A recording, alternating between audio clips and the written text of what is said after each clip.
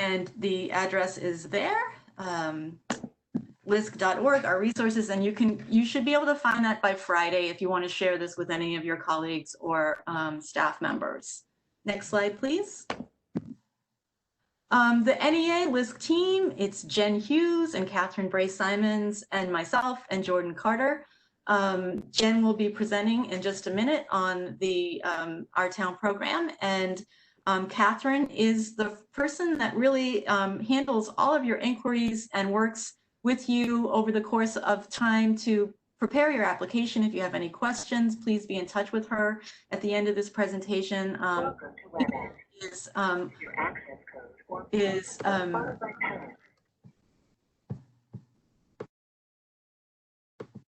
Sorry, the email for Catherine, reaching Catherine, is ot@arts.gov, and that email is available at the end of this presentation. I'm really excited to introduce you all to Jordan Carter, our new Assistant Program Officer. He'll be working with us on the program going forward, and will be taking on a lot of the webinar work and hopefully improving that over time.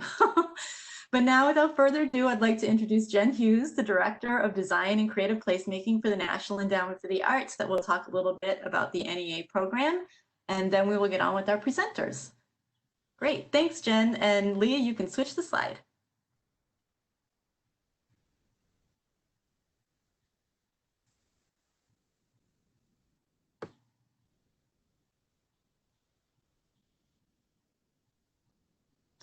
Hold on, Jen. Sorry.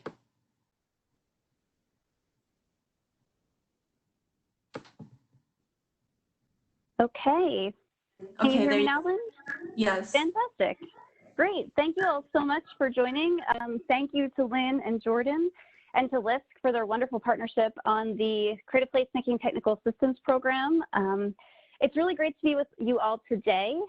And I just wanted to give a shout out for the webinar that we did back on June 17th. We have a nice clean recording. If you want to look through that webinar and listen in on how to apply to the Our Town program. I'm going to quickly run through some high-level key tenets just to do a quick refresher. But if you want to dive into details, really get working on an Our Town application, I encourage you to listen in on that recorded webinar.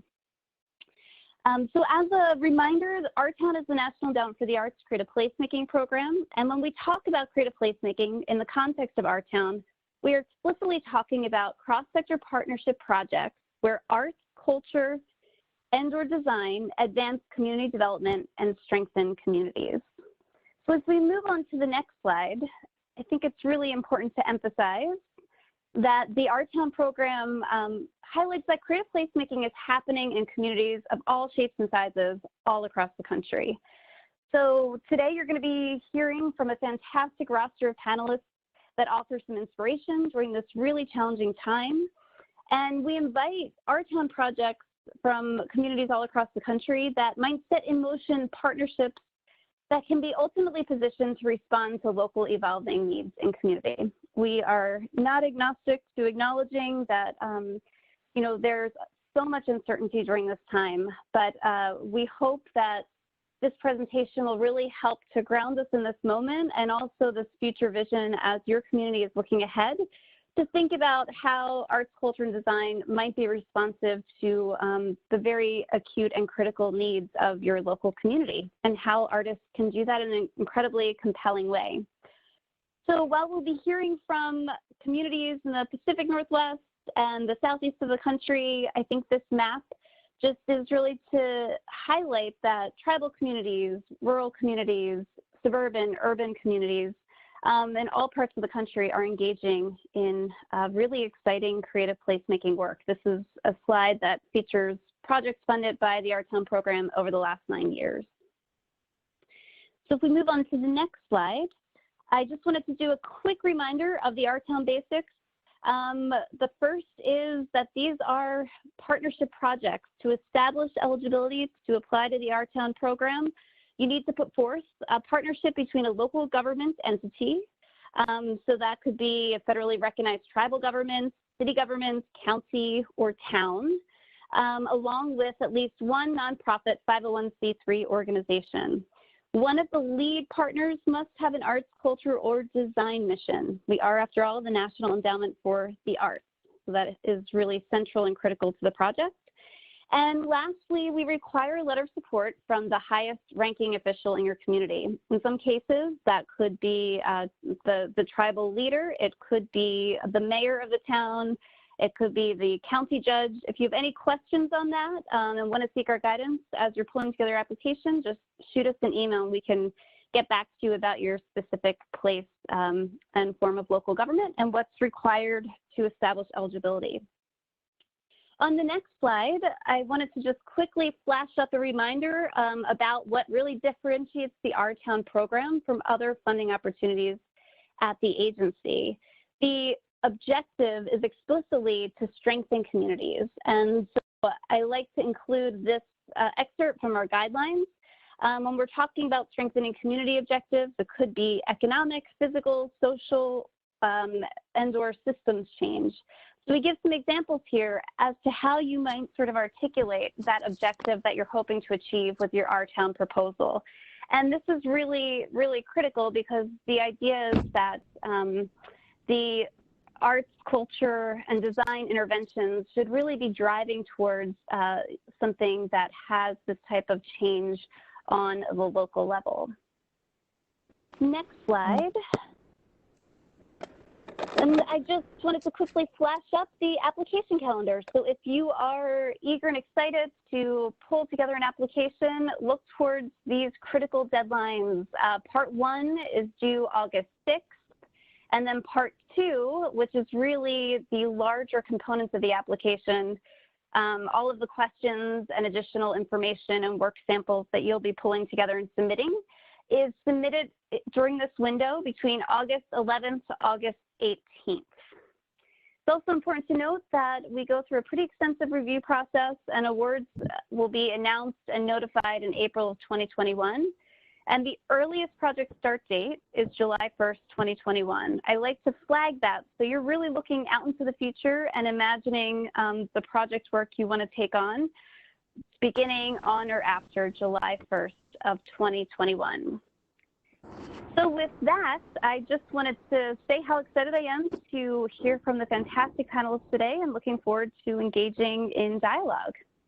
So Lynn, I'll pass it back to you to introduce our panelists. Thanks, Jen. And you can switch to the next slide, Leah, please. Oh, actually, you can go to the next. This is okay. There you go. So today we're so happy to have Randy Engstrom from the Office of Cultural Affairs in the City of Seattle, Joy Young, Executive Director of the Cultural Council of Greater Jacksonville, and Suzanne Pickett, the Executive Director of the Jacksonville Cultural Development Corporation, join us to share their work and hopefully show some work that's going on directly in communities that's very relevant to the moment that we're in this country right now, responding to COVID, creating opportunities in our neighborhoods to really support and invest in particularly African-American communities. And so Randy's going to join us after Joy and Suzanne do their presentation. Just do quick bios right now for Randy and Joy. Randy's been passionate advocate and organizer of the cultural community and community development for 15 years. He's currently the director of the Office of Arts and Culture for the City of Seattle. And as director of the office, he has expanded their investments in granting programs in public art while establishing new programs and policies in arts education, cultural space, affordability, and racial equity.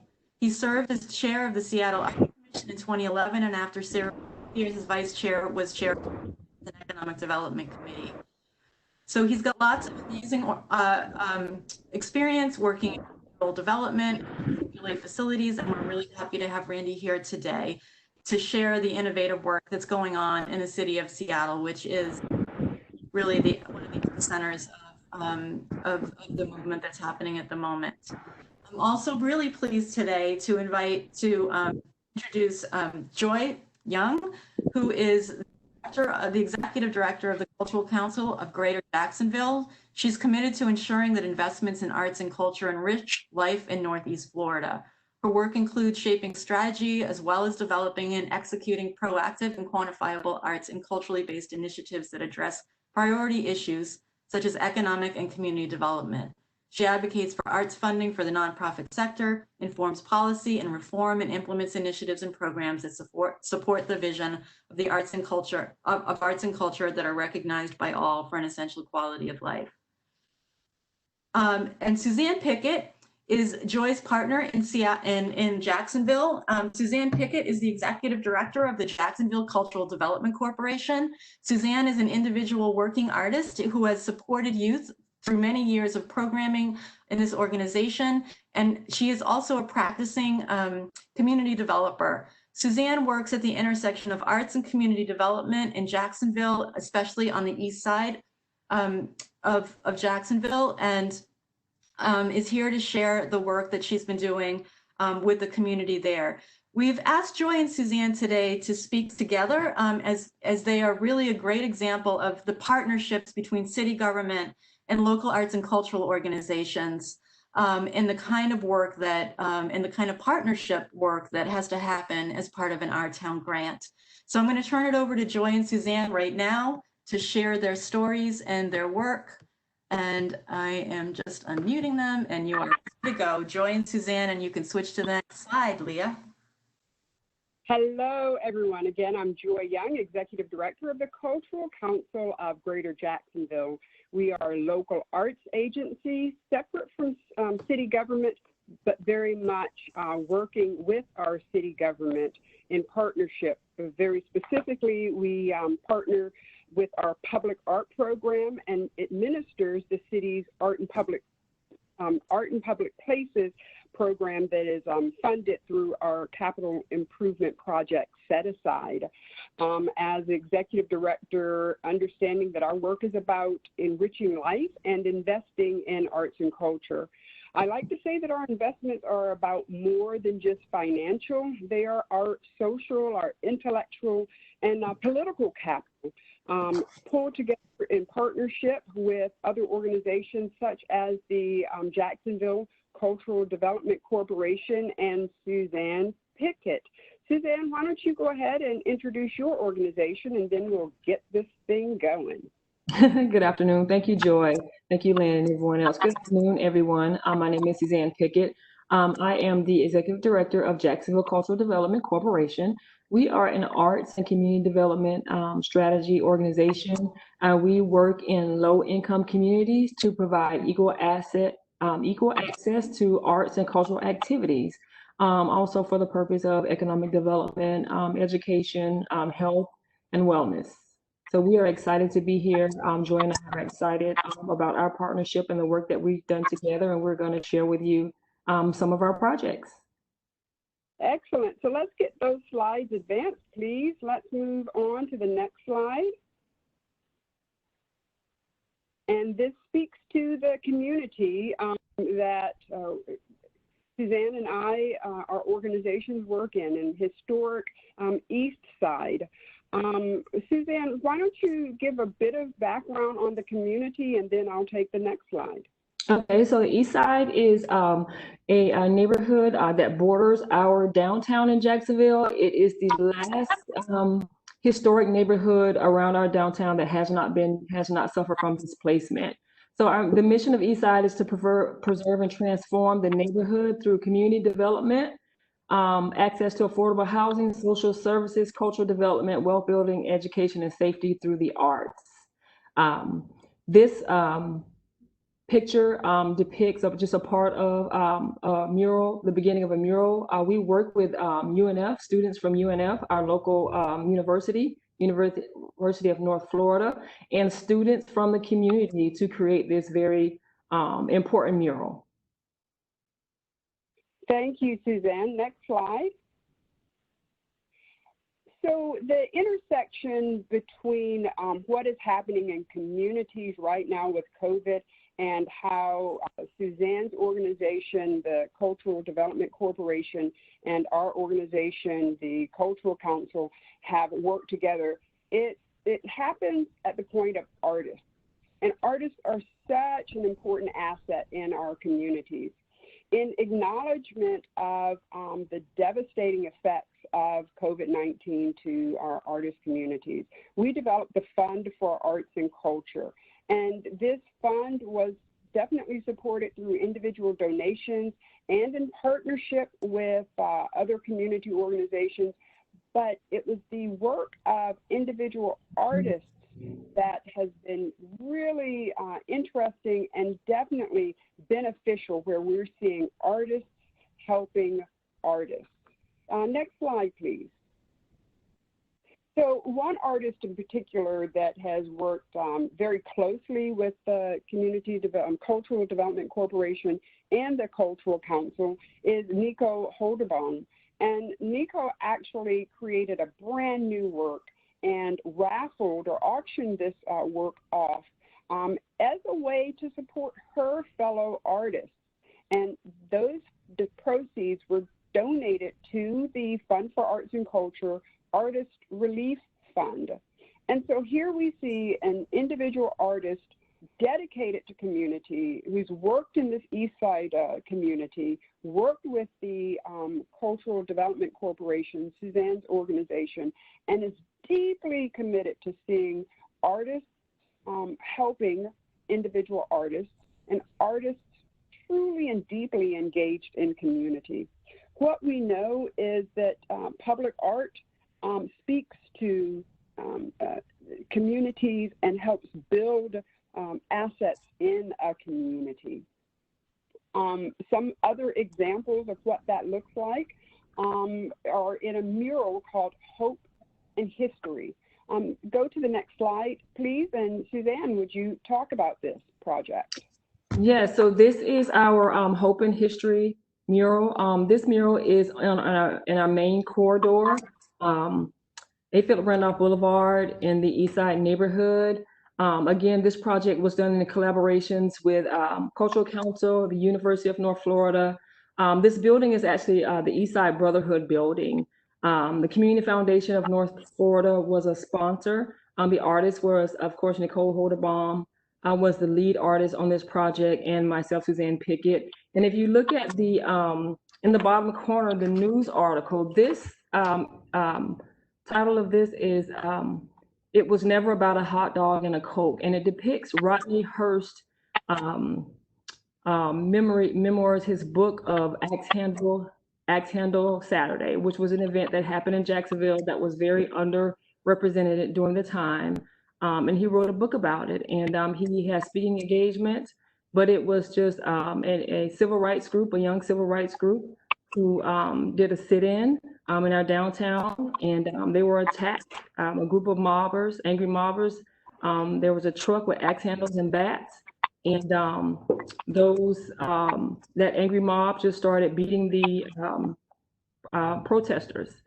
So this mural depicts the history of Jacksonville, and we use arts and culture quite often. You'll see some of our other murals to preserve the history and heritage of our communities. Thank you so much, Suzanne. Next slide. So as Suzanne said just a moment ago, when public art is placed in the public realm, you know, it is free and it is accessible to all people, so they can experience it in their own ways. We know that our public art can be temporary or it could be permanent, but what it must do, especially as it relates to creative placemaking, is that it must relate to the community, to speak in a authentically, visually, and appealing way, and it also must speak to the identity of a community. The public art is representative of the history, heritage, and hopes of a community.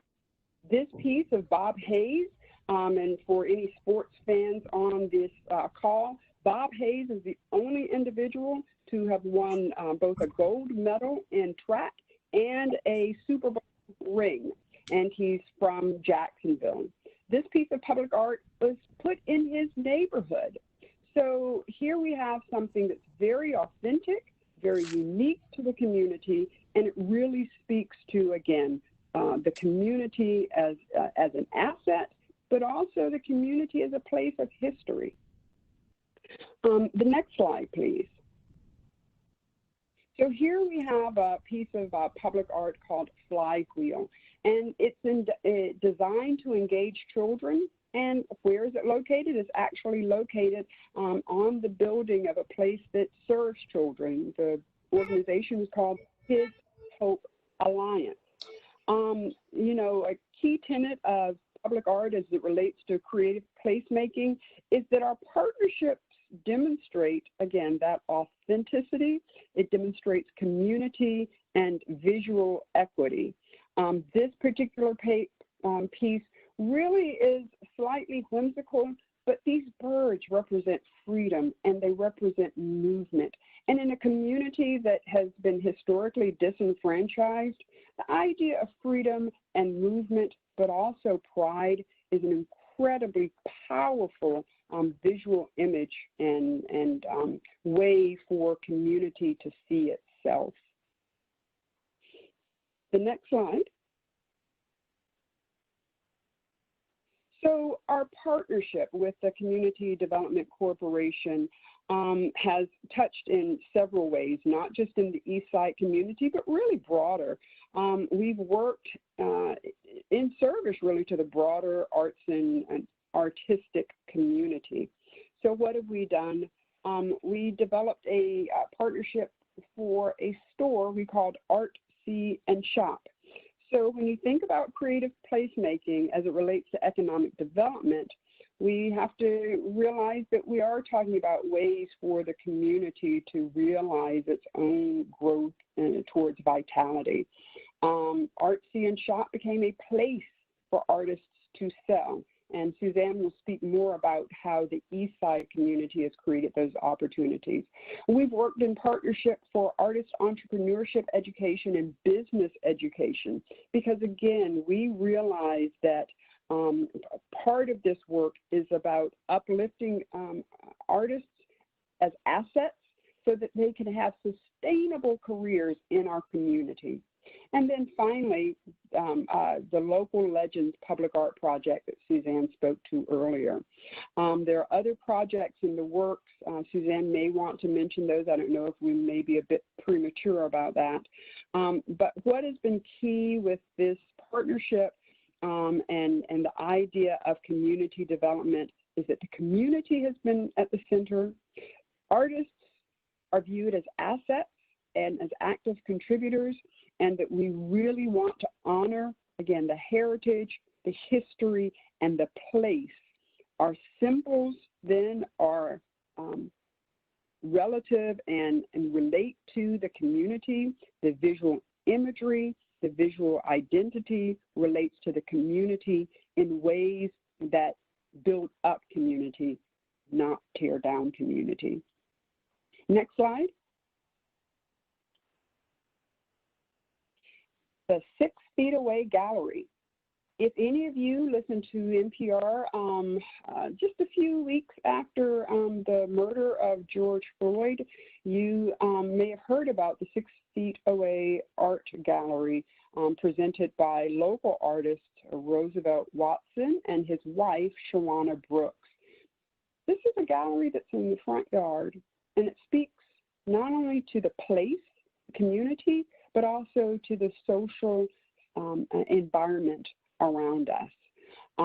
This dynamic duo has presented and produced quite a bit of work here lately. Again, that is of the time and of the place and authentic to what's happening. It's located in a community that has been ignored, but now the community is receiving foot traffic. People are coming in 6 feet away, social distancing, but they are actively engaging in art. And when we're talking again about creative placemaking, you really should begin thinking about how is what you're doing relative to the community.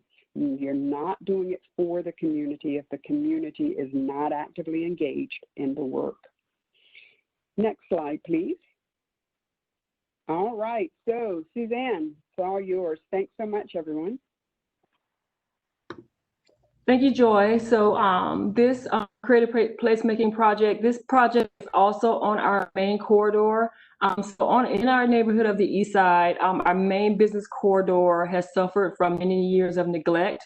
So our goal with the murals is to revitalize this area, revitalize and activate this area. So this is our Local and Legends mural. Partners with this was Groundwork Jacksonville and their Youth Green Team. The Community Foundation, the Cultural Council, and List Jacksonville. And the Community Foundation actually used this, if you see in the center, used this picture in their annual report. They were a great supporter of this project. So the mural depicts local residents who've been in the community, has business on this corridor for over 50 years. And then also our legends who are individuals who've had roots in the East Side community, but also has gone on to do gone on to do great things nationally. Next slide. So in response to COVID,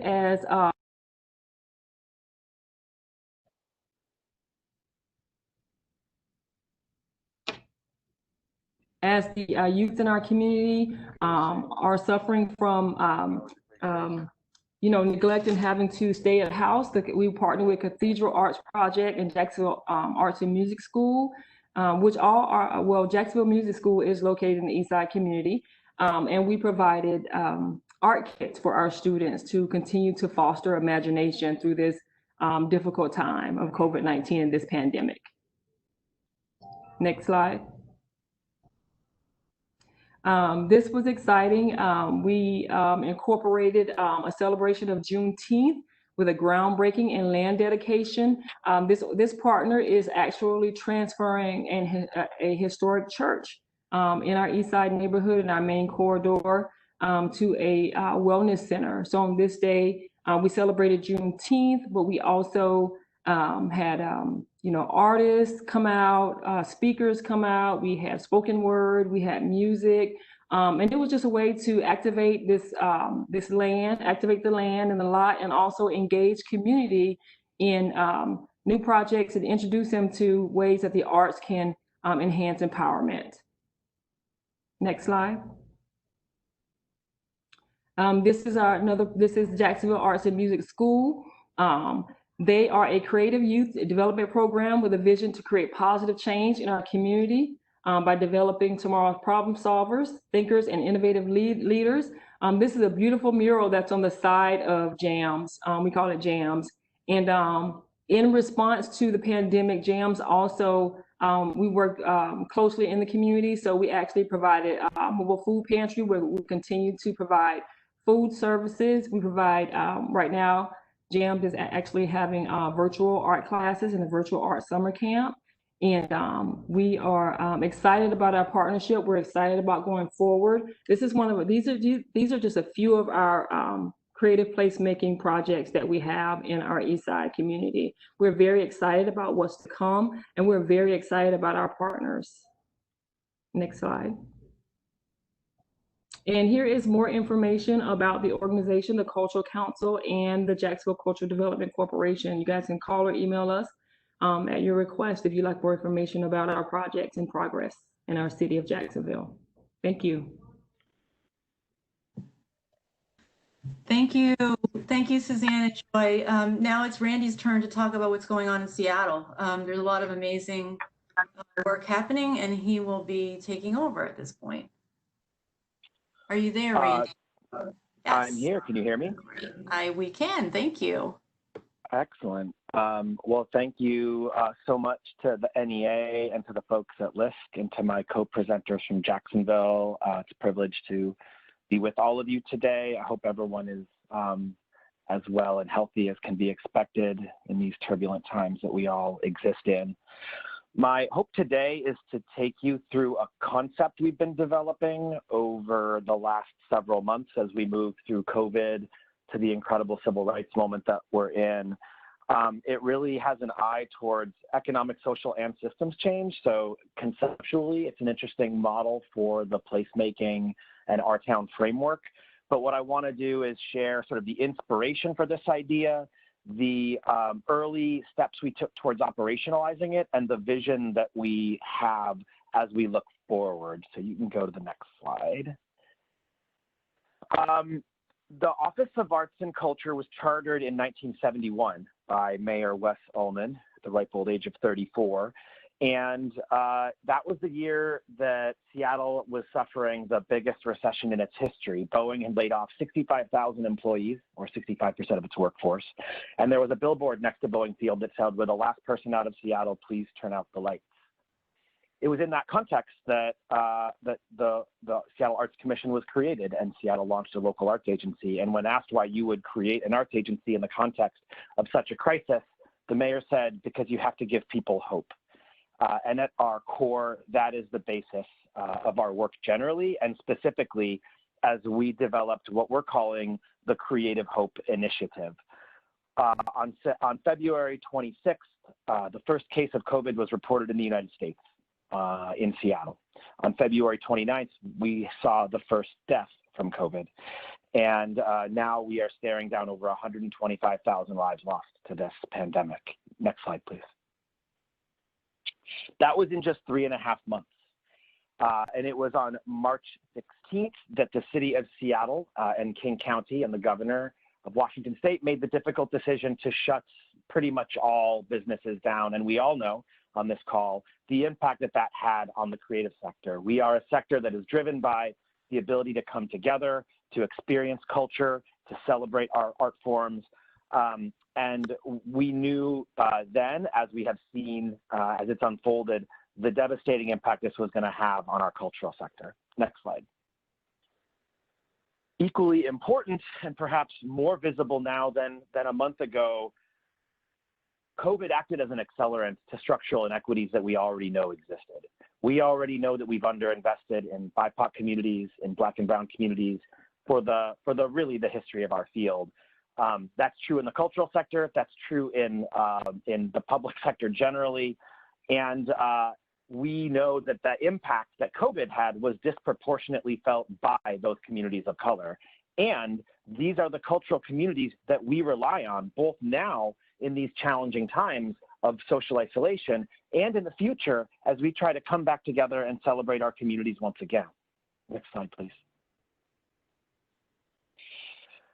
Every day I go to a coffee shop on my way to work called The Station.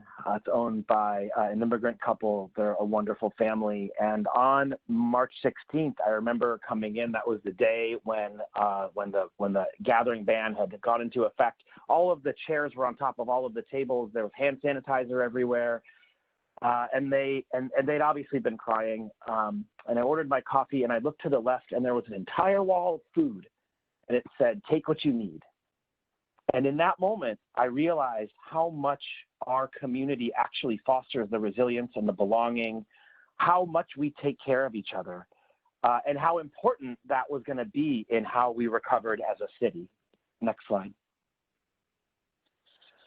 And not only is this culinary and cultural and creative community so important while we are weathering this pandemic, it's also going to be a critical cornerstone of how we recover and how we come back reimagined as the city that we know we can be.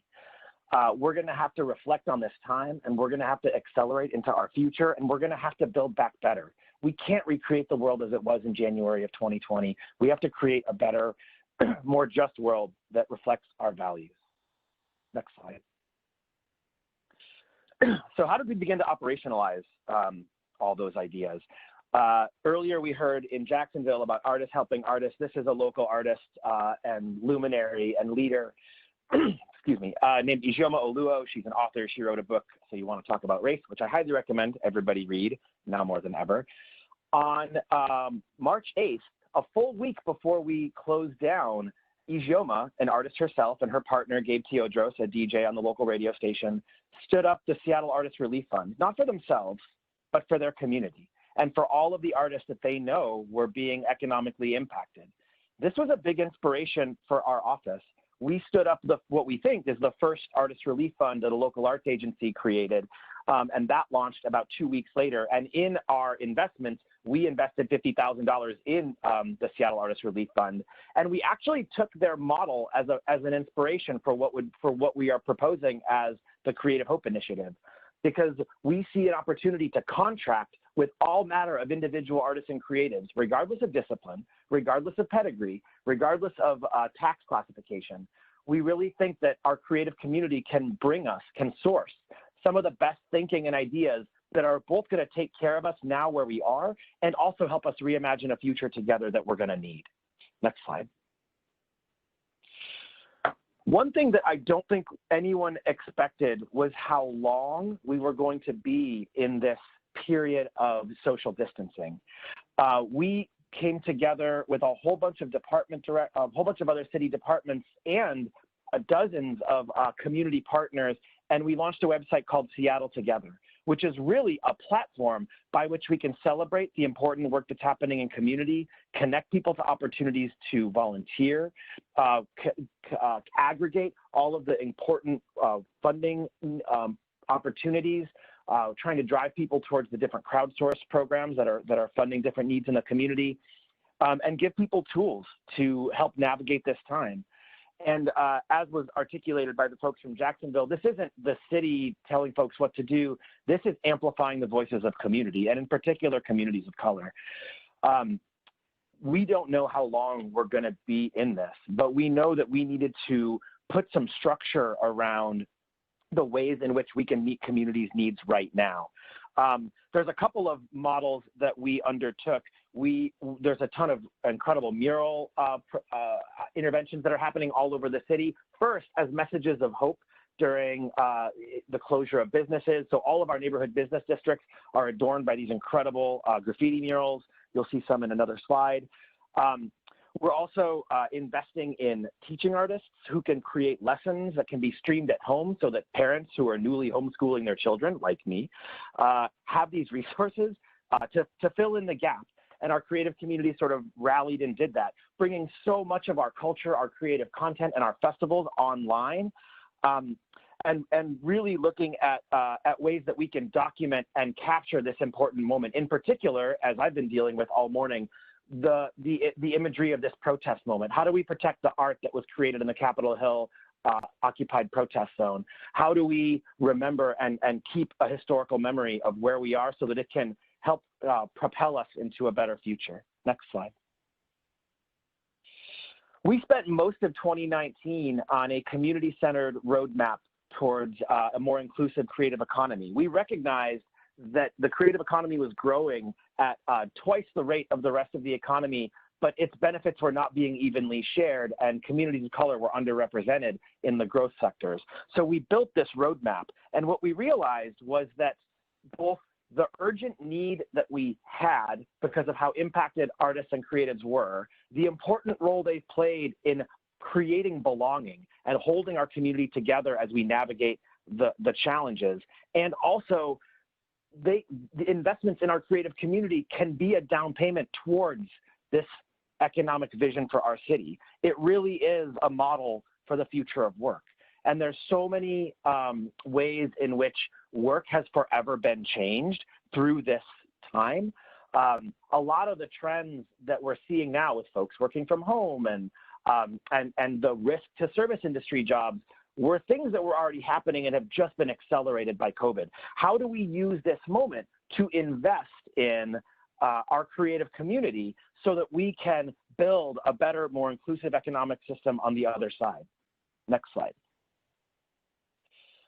So we thought we could borrow from the legacy of the WPA and the CETA program, and we could take the work that we did by contracting with emerging artists to build these pro-social yard signs, or documenting the work of our essential workers, or building online lessons plans. We started resourcing artists to meet the needs that existed, and we think we could actually scale that.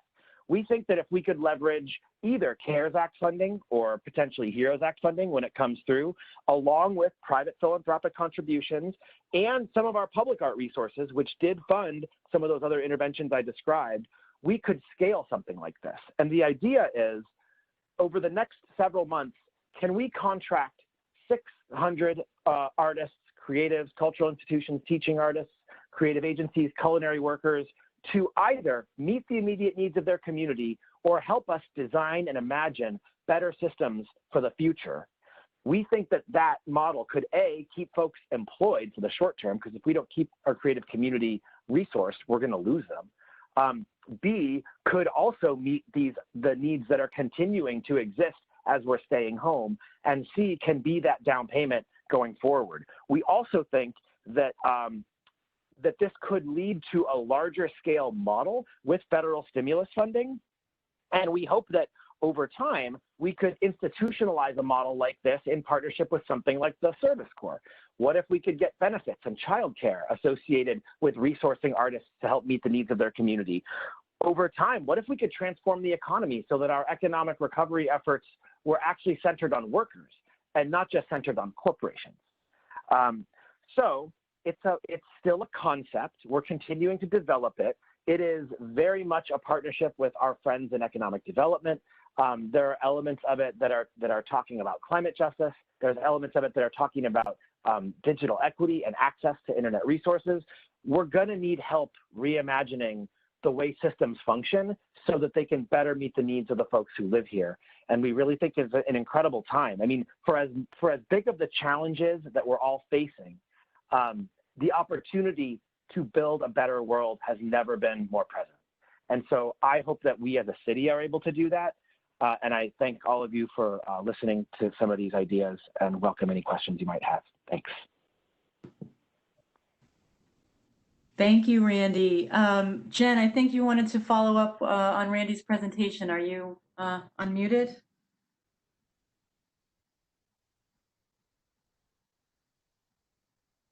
We're going to just help you get unmuted. All right, I am unmuted, I believe. Great, thank you. Randy, thank you so much. Suzanne, Joy, I think these are really exceptionally inspiring presentations that you put forth to really help gin up some ideas for our listeners and folks that might be thinking about what they can do locally to be responsive in this moment and how can they really tap the resources of the NEA grant project funding in the context of our town. I think to that end, maybe just to kind of kickstart some questions, and we encourage you all to certainly weigh in. If you click on the chat box, you should be able to hover over it in the middle of your screen. You can dive in with some questions and we'll start to ask our panelists about those. But Randy, just a question for you, because this is a really big visionary idea for the city of Seattle to be sort of a pilot and role model that other communities might be also thinking about. Is there a way in which you could envision how this longer term, really thoughtful strategy could be parsed out into a 1 to 2 year project? And what might some of the partners look like? What could you sort of imagine sort of achieving? Would it be a project that's sort of focused on a particular sector? Would it be focused on sort of just this objective of driving economic development by really putting artists to work and responding to the many needs of the residents in this moment? Could you maybe just elaborate on some thoughts or reflections on that?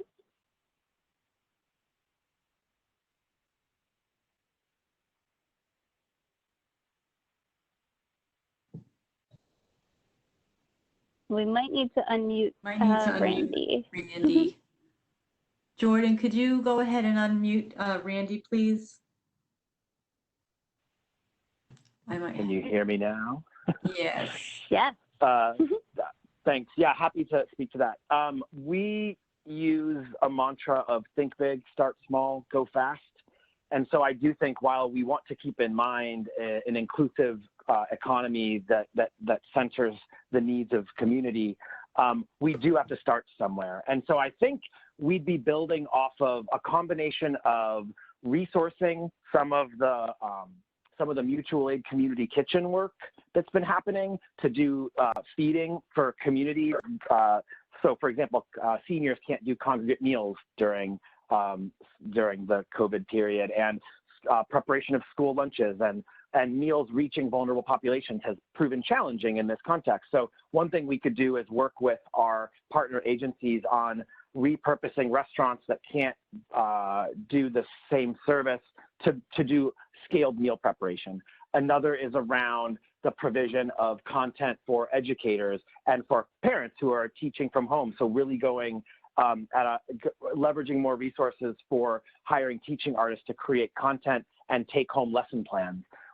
And then a third is around just the documentation of this moment and the impact that it's having. Those three things can each both meet immediate needs, can provide resources that communities have articulated a desire for, and can bring some hope and some light and some narrative into a world where we're limited in the ways in which we're able to gather content.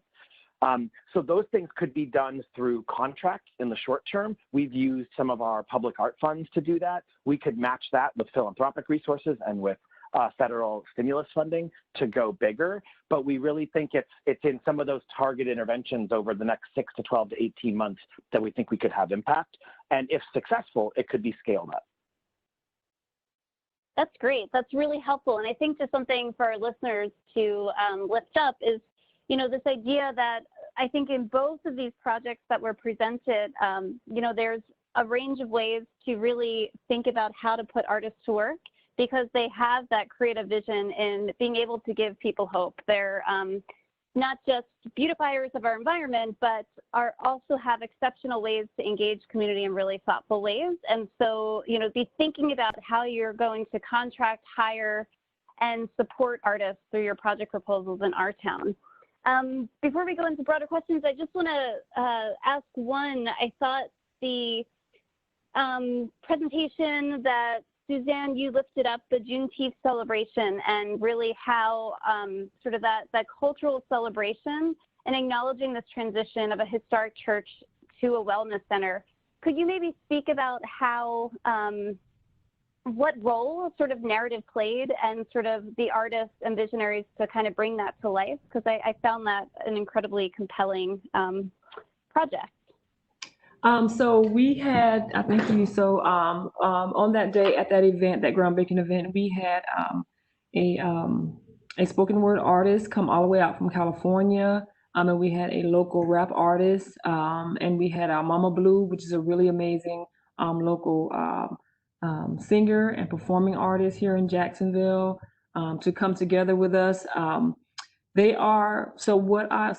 we realize as we share the vision for the community, that there are a lot of people in Jacksonville who are actually from the East Side community, and are so willing to help us, create social change and awareness through the arts in our community. And it's also a great way, of course, music and the visual arts. Arts are a great way to enhance community outreach, as we continue to grow and expand in the East Side community and make residents aware of what's possible and all the resources there. So we're excited about the possibility of using arts and culture to revitalize community and transform a neighborhood.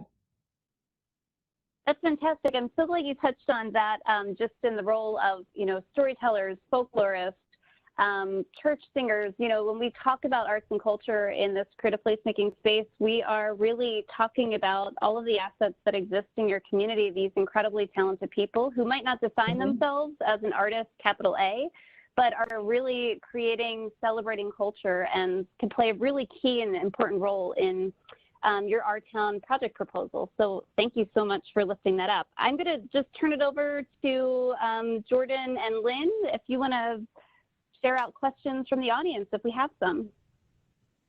Jordan, you all set and ready to go? Yes, I am. All right. So I have the most recent question that came in is one that says, how does the Our Town grant application apply to in the now time as these two projects? The project isn't supposed to begin until 2021. And that was from, it says user. I don't know if you, I don't believe I can unmute the person who asked that question. That's okay, Jordan. We don't need to unmute anyone, but so the question is, we're looking at projects in 2021. How does the actual now relate to what we're proposing? I think that's probably a question for Jen. Yeah, thank you. I think that's a great question. I mean, I think the intention really of this webinar today was to really go big, as to sort of use the words that Randy shared, is to share these really big visions. And then we encourage communities to work backwards from there to think about a 1 to 2 year project, because ultimately through the Art Town program, we are seeding specific project work. So these examples were just really intended to lift up how the artists and cultural community is responding and thinking about this moment of that we find ourselves in at this time, socially distanced, and also grappling with really key and important movements around racial justice and the Black Lives Matter movement. So I think that what I would just say is the webinar that we did on June 17th should be really helpful to parse out into some particular project ideas. This was just really intended to lift up some of those big visions, and then we want you to really work backwards from there. I know that looking out into the future 11 months from now is an incredible challenge when we don't really know what tomorrow will bring. But I would encourage folks to sort of ground applications in thinking thoughtfully about the partnership between that local government entity and that nonprofit organization and perhaps other stakeholders in your community, and really putting forth a framework as to how you will engage, hire, contract, and work with artists to be really responsive to the community needs. I know that's really asking a lot, but it might actually help for you to sort of narrow down your focus from some of these bigger vision ideas and articulate in an application how what you're asking the NEA to fund over that 1 to 2 year period fits into that longer term goal for your community. All right. Thank you for that answer. I am going to the next question. Ryan Bunch asks, what application advice do you have for local arts agency applicants in communities where, broadly, artists lack skill or agency to drive community-based initiatives and instead look to the LAA for leadership? Often, this honest narrative does not seem to meet funder expectations and exacerbates challenges in attracting funding to build artist skills while also serving the community. Thank you for that question, Ryan. Sorry, Jordan, can you repeat, just sort of boil down the question one more time? I'm just trying to follow. Okay, I'll start from the beginning again. What application advice do you have for the local arts agency applicants in communities where, broadly, artists lack skill or agency to drive community-based initiatives and instead look to the LAA for leadership? Often, this honest narrative does not seem to meet funder expectations and exacerbates challenges in attracting funding to build artist skills while also serving the community.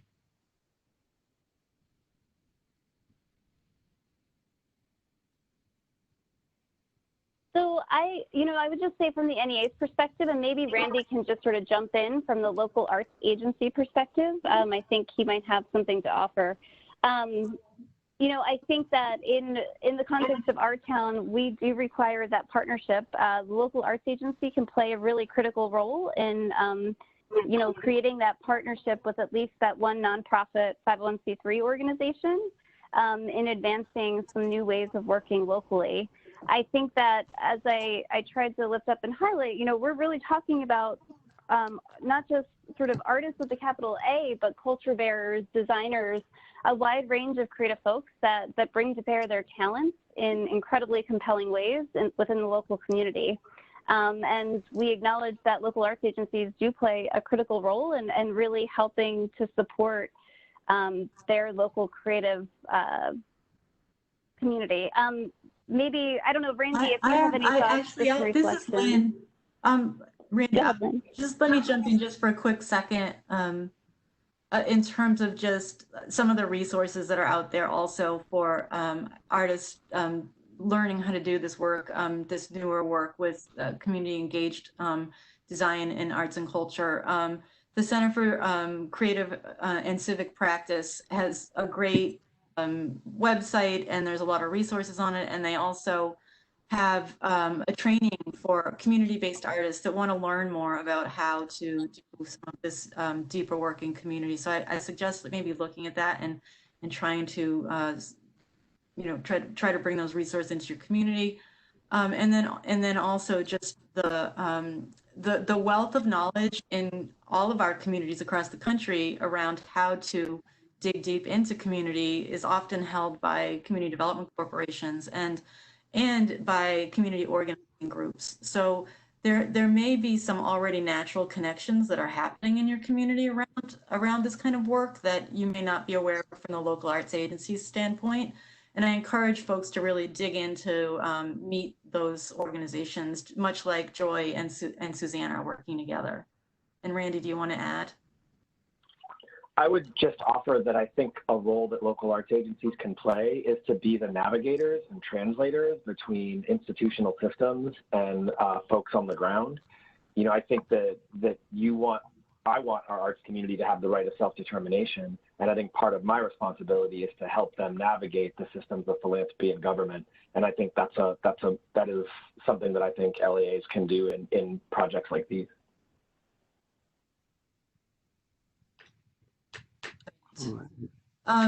It is now 3 p.m. and we try to stay we like to stay on our 1 hour time frame. Jen, do you want to take a couple more questions or should we wrap things up? Maybe we just go to 3:05. Sure. And then just so everyone knows, what we'll do is we will take all of the chat questions and try to also post answers to those questions along with the webinar on the website, on the LISC website. We did that, so we'll try to get those or incorporate it into frequently asked questions on the NEA side of things. So Jordan, why don't you shoot us another question? Okay. Another one comes from David. Can you comment on scaling down some of the big city creative placemaking ideas for smaller, rural, underserved communities?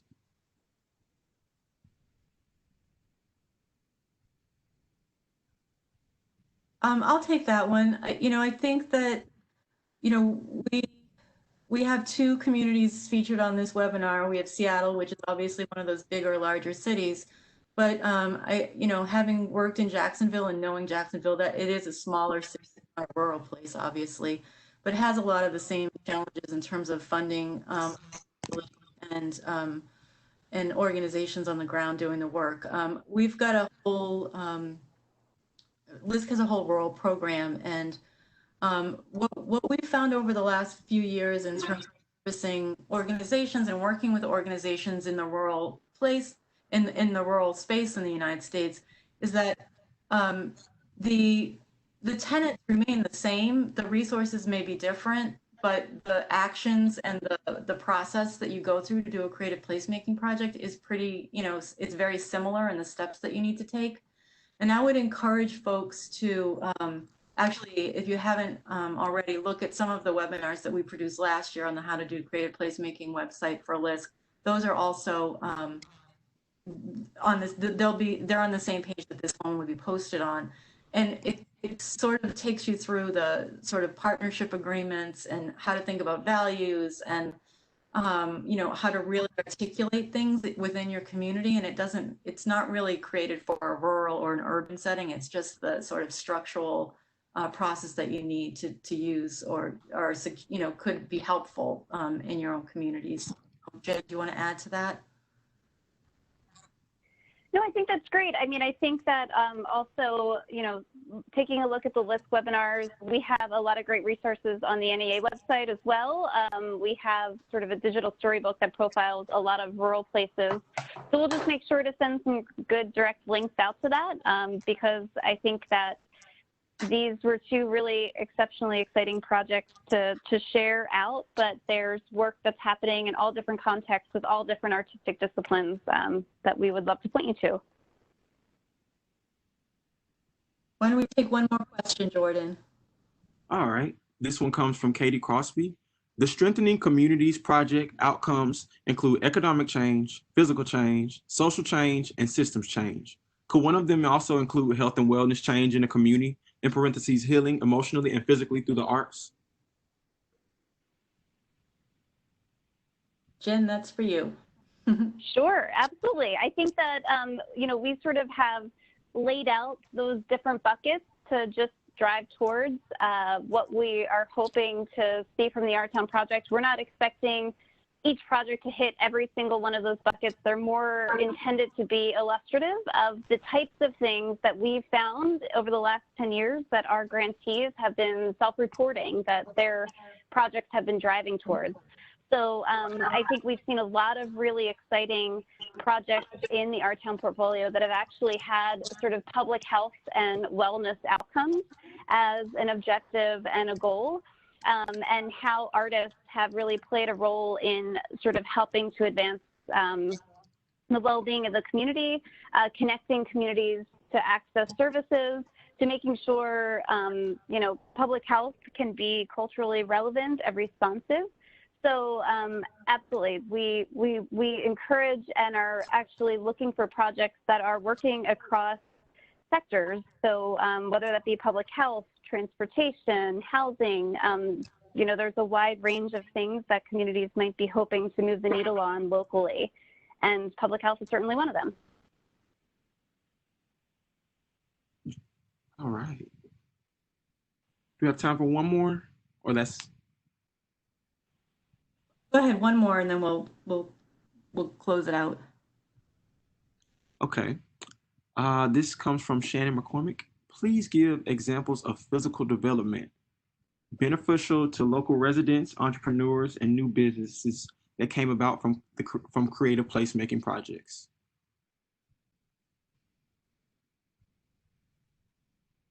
So that is a big question, I think, to wrap up on. Maybe what we can do is actually, along with the webinar link, share out some cool projects to take out and explore.